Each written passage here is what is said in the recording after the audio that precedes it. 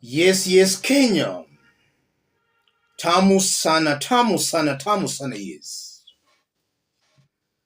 Meru Governor Kawira Mwangaza has been impeached for the second time. So the question begs, who is behind these impeachments in Meru? And what could be happening in Meru County? That's the question I want us to answer in this video. And I'm going to base my argument on a post shared out by Moses Kuria immediately after the impeachment. Before we do that, let's have a look at the story as reported by Citizen Digital. Embattled Meru County Governor Kawira Mwangaza has been unanimously impeached by the Meru County Assembly following the tabling of a second motion for her removal from office. All 59 MCAs who were present in the House on Wednesday evening voted in support of the motion to remove Mwangaza from office. 10 MCAs were absent. The first-time governor, who was elected on an independent ticket, is accused of misuse of public funds, gross misconduct, contempt of the county assembly, and court, among other charges. That's how Citizen Digital reported the impeachment. So all the 59 MCAs who were present supported the impeachment. 10 MCAs were absent, an indication that the 10 might be Kawira Mwangaza's supporters. So they chose to be absent. Who is behind this impeachment? And what could be happening in Meru County and to a larger extent, the mountain? I want us to dig deep into all that. If you are watching us but you have not yet subscribed, subscribe, give this video a like. Let's proceed. Yes. Who is behind the impeachment? Let's have a look at a very interesting post shared out by Moses Kuria. CS Moses Kuria, I stand with Governor Kawira Mwangaza. This is an evil scheme by someone who thinks that the only way to be a Mount Kenya kingpin is to bring down other leaders, not to solve the problems of our people who are getting disparate by the day. History will vindicate me. That's Moses Kuria. And Moses Kuria is making it very clear. He's not mincing his words. This is an evil scheme by someone who thinks that the only way to be a Mount Kenya kingpin is to bring down other leaders. He's saying someone, one person. If you look at Moses Kuria has not been in very good books with Rigathi Gachagua. A few weeks ago, Moses Kuria attacked Rigathi Gachagua over the shareholding narrative. Upon Moses Kuria attacking Rigathi Gachagua, William Ruto later also just supported Moses Kuria's assertion that it's primitive. Those calling for shareholding government are primitive. So it's clear Moses Kuria and William Ruto were reading from the same page. And A few days ago, Rigathi Gachagua hosted Mount Kenya leaders across board in Nyeri.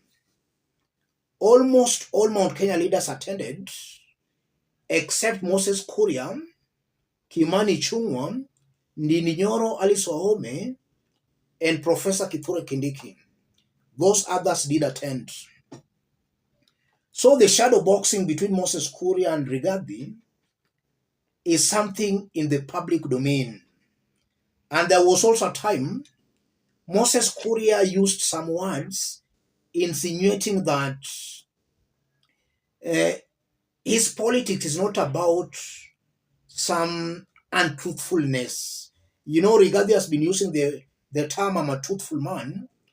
Moses Kuria did attack that narrative also a few weeks ago. So this post by Moses Kuria, the target here is Rigathi Gachagua. No doubt about that. And if you look at Moses Kuria, don't be cheated, is a very close William Ruto ally. William Ruto always uses Moses Kuria to test the waters here. So if you look at this post, it might be possible that the impeachment of Kawira Mwangaza has been sanctioned by Rigathi Gachagua. And it might also be possible that even the first impeachment was also sanctioned by Rigathi Gachagua. Yes. So what's actually happening in Meru, and to a larger extent, the mountain? Just as Moses Kuria said, I'm also of a very strong opinion that all these impeachments in Meru are all about the fight for Mount Kenya kingpinship.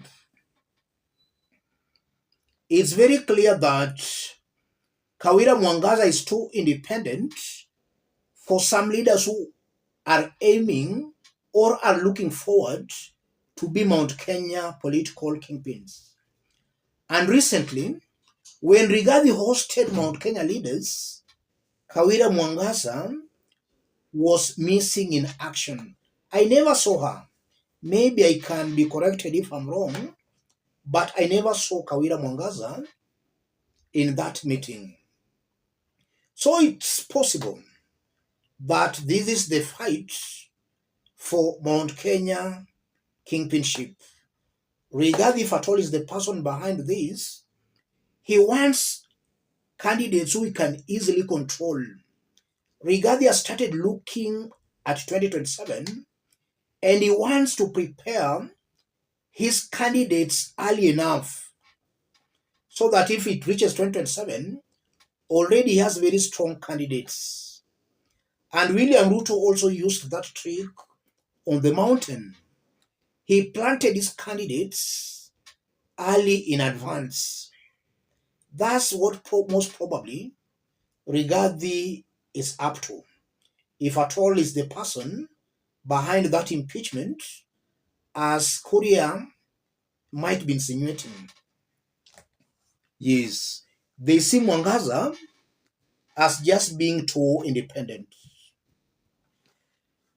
The impeachment is now heading to the Senate, and if it's actually true that it's Rigathi who is behind that impeachment, if the impeachment does not have the blessings of William Ruto, then Kawira Mwangaza will be saved again at the Senate. If at all it has the blessings of William Ruto, then Kawira will be sent home. But I'm also seeing a possibility where William Ruto might also be in a mission to make sure there is total confusion, disunity on the mountain. Yes, that's what I'm seeing here, ladies and gentlemen. Let me stop it there. If you are watching us but you have not yet subscribed, subscribe, give this video a like. To any other person who may want to support our forum, contact me through that number below. Let's meet in our next analysis. Thank you.